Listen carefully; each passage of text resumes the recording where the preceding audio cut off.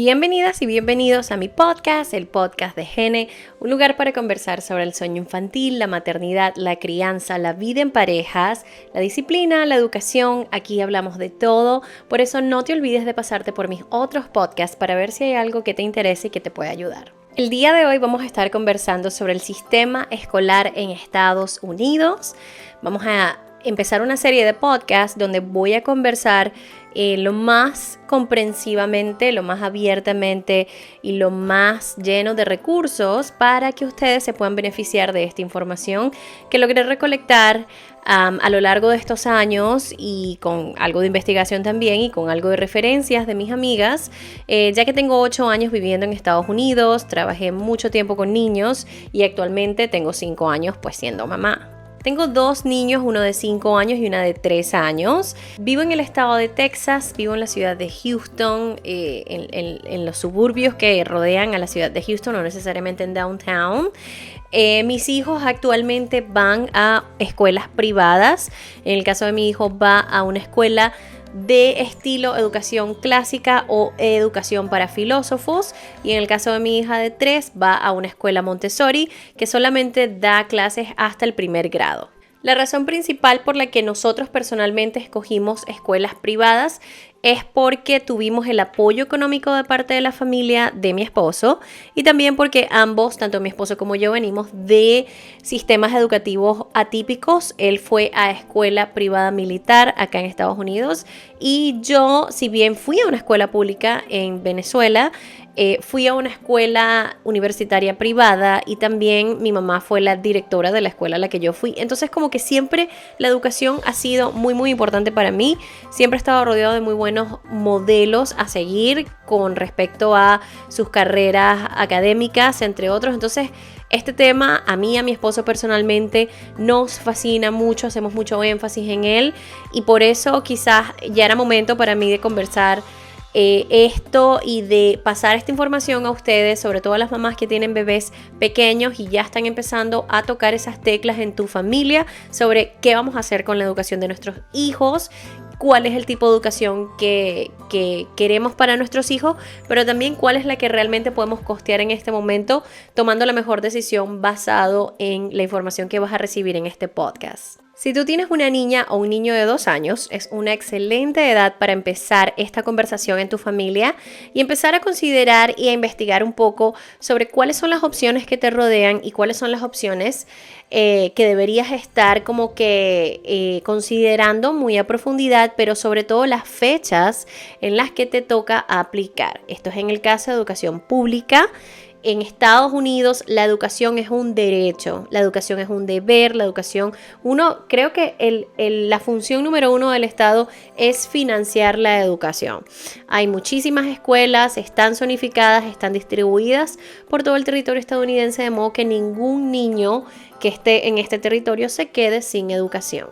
Otra cosa muy importante que acotar al sistema educativo estadounidense es que no hay ningún tipo de discriminación racial, religiosa, de etnicidad, étnica, sexual, social. No hay ningún tipo de prejuicio.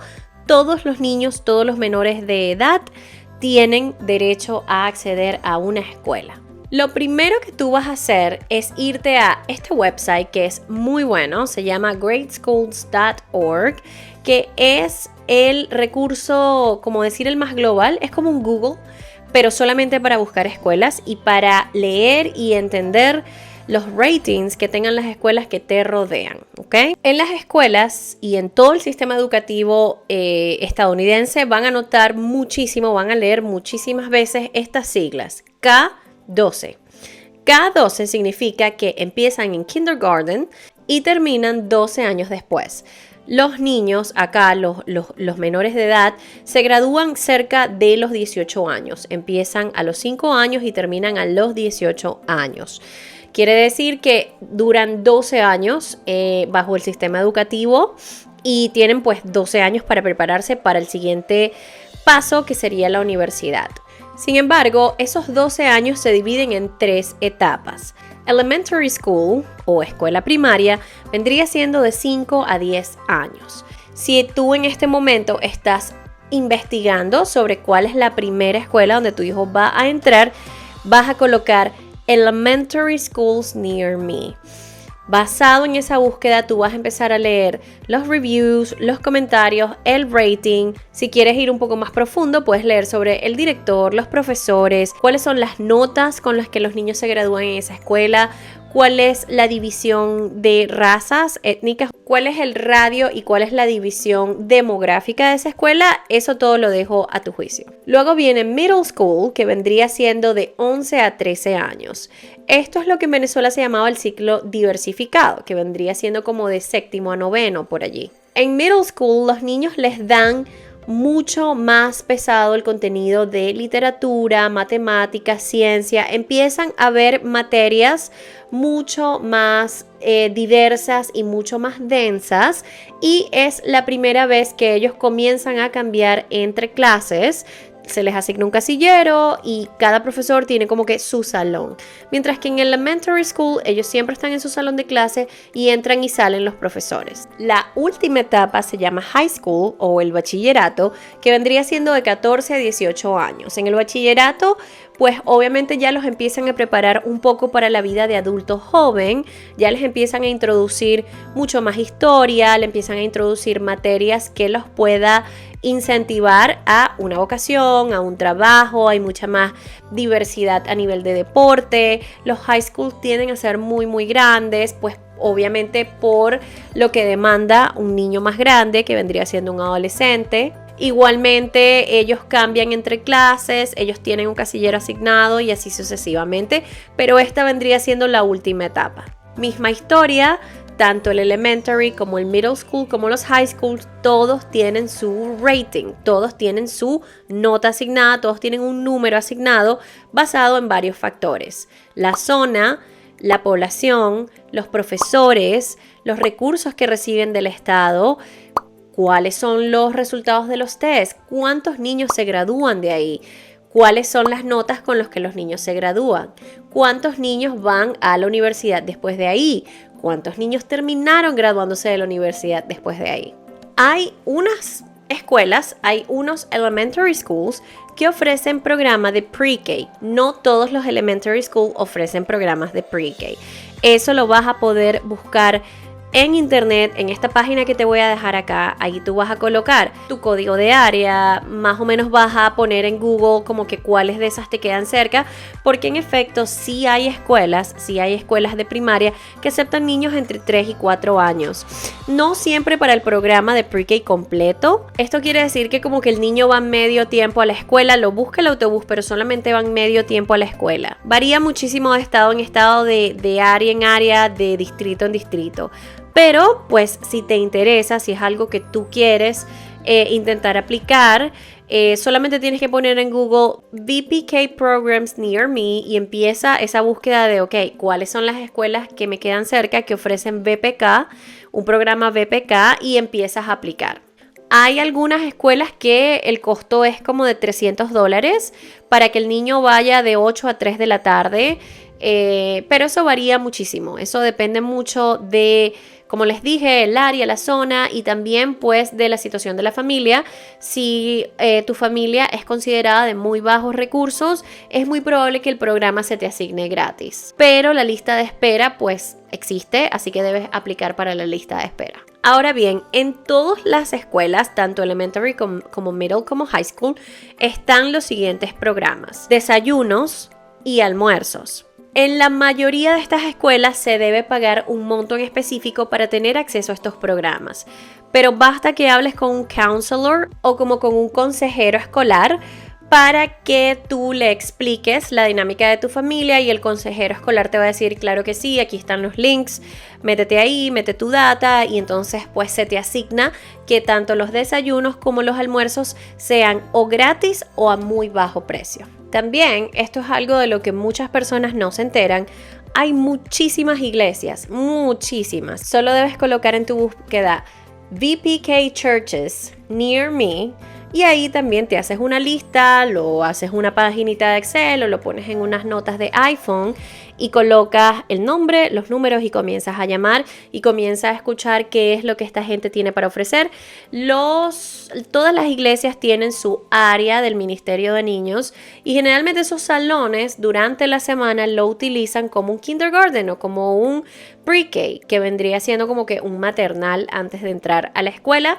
No está de más que llames. Generalmente son como que subsidiadas por la misma iglesia, lo cual quiere decir que el precio es mucho más barato. Ahora bien, vamos a entender algo muy importante que es la zonificación escolar de las escuelas públicas. Esto es quizás la parte más complicada del sistema escolar público de Estados Unidos porque va a depender demasiado la calidad de la escuela, la calidad de los profesores, la calidad de los alumnos basado en dónde vives.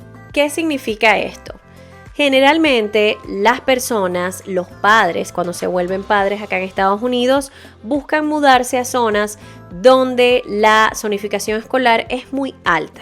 El número va del 1 al 10. Esto quiere decir que 10 es la escuela más top y 1 es la escuela menos ideal, menos adecuada, tiene muy malos reviews y ya les voy a explicar por qué y en qué consiste. Es súper complejo la manera en la que se agrega ese valor, ese rating a una escuela. Principalmente tiene que ver con las notas que sacan los niños al graduarse en literatura y matemática. Como les dije, aplica mucho si estos niños terminan yendo a la universidad y terminan graduándose de la universidad. Toda esa data se suma a esa escuela. Cada niño, cada adolescente que se gradúa de la universidad le sube el rating a esa escuela porque quiere decir que la educación que él recibió en esa escuela, en esa data, fue lo suficientemente buena como para que el niño tuviera éxito en la transición a la universidad. A eso le sumamos también el currículo de los profesores. Si son profesores con PhD, que vendría siendo como un posgrado, si los profesores tienen alumnos que sacan muy buenas notas, cuál es la infraestructura de la escuela, eso también suma, cuáles son los fondos que la escuela recibe del Estado. Entonces, son como muchos los factores que suman el número a cada escuela. Ahora bien, eso no quiere decir que las escuelas con un número bajo pues sean las peores o sean muy malas. Pero esa es más o menos la estadística y esa es la tendencia que se maneja basado en resultados. Porque acá en Estados Unidos todo es resultado. O sea, no me muestres el proceso, muéstrame los resultados. Entonces es de esa manera que lo tienen que empezar a ver. Pero ¿cuál es la problemática principal? Que si bien toda persona que tiene un ser humano a su cuidado quiere la mejor educación para su hijo que se pueda costear, no siempre hay dinero para mudarse al vecindario más costoso de la zona o a un mejor vecindario. Muchos papás prefieren retrasar el evento de comprarse una casa y vivir en un apartamento que quede muy cerca de una escuela muy buena para que sus hijos puedan tener acceso a la mejor educación que ellos se pueden costear. Entonces es muy común ver que los americanos prefieren hacer ese sacrificio, prefieren mudarse para un apartamento muy cercano, a una muy buena escuela, los 5 o 10 años que el niño vaya a durar en esa escuela y ya luego de ahí cuando se van a la universidad pues se hace lo siguiente que serían comprarse una casa, etc. Pero ¿qué pasa si una familia no tiene la capacidad económica para pagar un apartamento en una zona cara, en una zona muy buena, en una zona de un puntaje de 8, 9, 10? En ese caso, aquí es donde entra en juego las escuelas charters. Las escuelas charters son completamente diferentes a las escuelas públicas. Las escuelas públicas están exclusivamente financiadas por el gobierno y por entidades federales, mientras que las escuelas charters pueden estar financiadas por un sinfín, un abanico de personas jurídicas que no necesariamente están ligadas con el gobierno. Todas las escuelas charters son diferentes entre sí porque son únicas, son creadas por un grupo específico de personas, ya sean profesores retirados, organizaciones sin fines de lucro, una comunidad de padres que hacían homeschool y que decidieron crear una escuela charter. Algunos estados y algunas distritos independientes puede ser que hagan una escuela charter, pero esa no es como que la regla. entre cualquier otra persona que quiera donar a la escuela, es decir, los mismos padres, la misma comunidad de padres de los niños que atienden ahí, pueden donar constantemente a la escuela charter para volverla mejor y mejor, y pues para garantizar de que los profesores están bien pagados, que los profesores que están contratando son top y así sucesivamente. Ahora bien, ¿cuál es una de las mejores características de una escuela charter? Es que tú no tienes que vivir cerca de esa escuela para poder asistir a esa escuela. Sin embargo, el tema con las escuelas charters es que las escuelas charter muy buenas tienen una lista de espera muy larga. Y si tú estás pensando en meter a tu hijo cuando tenga 4 años, no es una idea descabellada que tú empieces a aplicar cuando el niño tiene 3, porque tienes el derecho de aplicar un año antes de la entrada de tu hijo y tienes el derecho de reaplicar y de seguir reaplicando todos los años en el periodo de aplicación que te sale. Por eso es muy importante empezar a anotar las escuelas, hacer una lista de los números, hablar con las personas, tener la información a la mano y decidir, ok, mira, entre tal y tal periodo tenemos que estar al tiro de cañón porque vamos a aplicar, y ser entre esas primeras familias que aplica para la escuela y tengas mejor chance de que te den el cupo. 100% dependes del cupo para meter a tu hijo en una escuela charter. Las escuelas charters han crecido muchísimo en popularidad porque tienden a ser temáticas, tienden a ser mucho más tecnológicas, con mejores recursos, con mejores profesores, con mejor currículo, ya que los papás tienen algo de dicho y hecho en el tema que tenga que ver con todo lo que se le va a mostrar a los niños a lo largo del año. Mientras que en la escuela pública es lo que dice el gobierno y de ahí usted no se puede salir. Yo les voy a dejar todos los links aquí abajo bien enumerados y bien explicados para que comiencen a leer, para que comiencen a entender y para que comiencen a aplicar, sobre todo si ya tú tienes un niño de 2, 3, 4, 5 años y pues terminen tomando la mejor decisión como familia. Hay una pequeña discordia entre las escuelas públicas y las escuelas charter. Han habido protestas donde las escuelas públicas alegan que las escuelas charters, la existencia de las escuelas charters, reduce la cantidad de recursos asignados a las escuelas públicas. Entonces es como que no termina de balancearse la situación, pero esto, o sea, no aplica para todas las escuelas y no aplica para todos los distritos. Generalmente en los distritos escolares donde hay muy buen ingreso mensual, ingreso anual de padres, independientemente de si hay escuelas charters o no, esa escuela le va a ir muy bien, porque la población demográfica de esa área pues tiene una comunidad que confía en ese sistema y que asiste a la escuela y que constantemente están invirtiendo en sus áreas y que todos sus taxes y que todos sus impuestos van directamente a esa escuela y a esa infraestructura y a esos sistemas. Entonces es por ello que, como en zonas de muy bajos recursos, pues obviamente los padres como que solamente pueden trabajar y mandar al niño a la escuela. Mucha gente, muchas escuelas se quedan estancadas en que la calidad de los padres, obviamente la crianza de los niños es muy pobre y nadie quiere ir a trabajar para allá, ningún profesor se quiere tirar el callo para ir a dar clases en esas escuelas de muy bajos recursos. Quizás solamente los profesores con mayor vocación son los que terminan yendo para allá, o las personas que crecieron cerca son los que terminan dando clase ahí. Hay una diferencia muy grande entre las escuelas de muy bajo rating y las escuelas de muy alto rating. Por eso, lamentablemente, y por muy crudo que suene, lo mejor es simplemente pues mudarte para una mejor área, de modo que tus hijos tengan acceso a una mejor educación, unos mejores profesores, una mejor infraestructura, y pues se rodeen de niños que vengan de hogares parecidos a los tuyos y parecidos a lo que tú quieres para ellos. Eso ha sido así toda la vida, eso no va a cambiar. Solamente les estoy exponiendo las cosas como son para que pues estén prevenidos al bate. Hay otro debate con el tema de la educación pública en Estados Unidos que se ha visto muy criticada y muy afectada en estos últimos años. Estamos hablando de los últimos 5 o 6 años. Y es que, la comunidad de padres y profesores dice y alegan que los profesores están siendo pagados peor que nunca. Si tú eres un profesor en Estados Unidos, o sea, tú ganas 3 veces menos de lo que tienes para costearte una vida.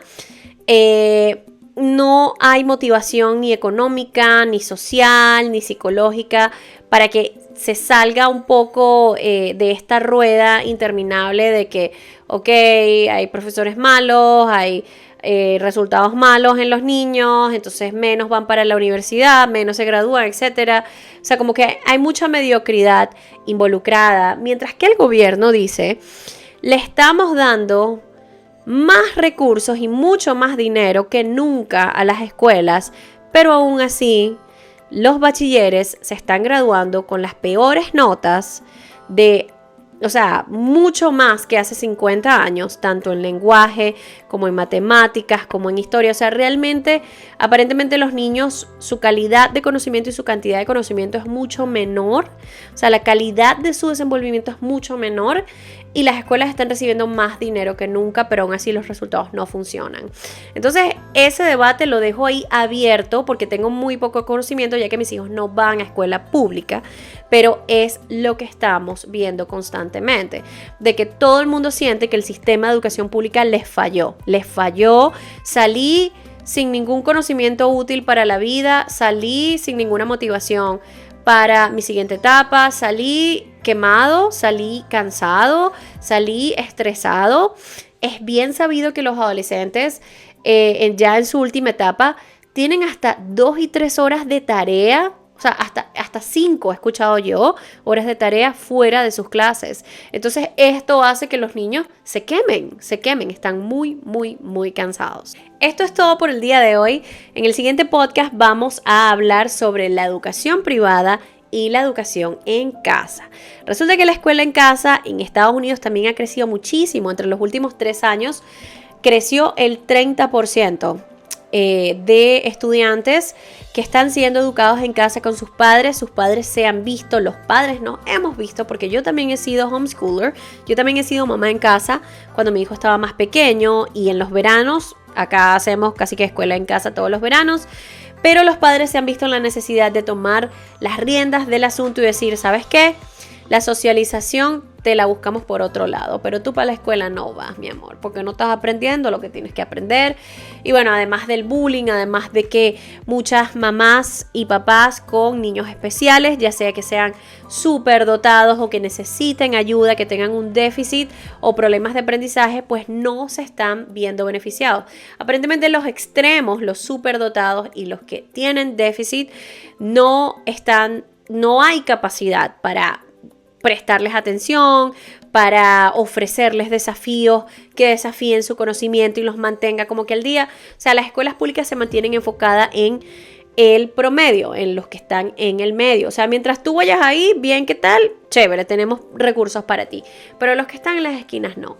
Entonces, eso es un problema. Eso es un problema porque se están desperdiciando muchos recursos, se están desperdiciando muchos adolescentes y muchos futuros profesionales que nada más necesitaban un buen ambiente educativo para florecer, para crecer, para triunfar. Entonces, eso lo vamos a hablar en el siguiente podcast. Gracias por llegar al final de este video. Te sugiero que te unas a mi Patreon para que sigas patrocinando videos como este, información como esta, pero sobre todo para que accedas a mi comunidad de Telegram. Ahí tenemos preguntas, respuestas, foros descargables, completamente gratis. Recuerden que yo soy consultora del sueño infantil y te puedo ayudar a conseguir el sueño divino para todos en tu familia, para tu bebé, para ti, para tu esposo. Si el bebé duerme bien, tú duermes bien, tu esposo duerme bien y todos estamos felices. Entonces los veo en el próximo podcast. Muchísimas gracias. Bye.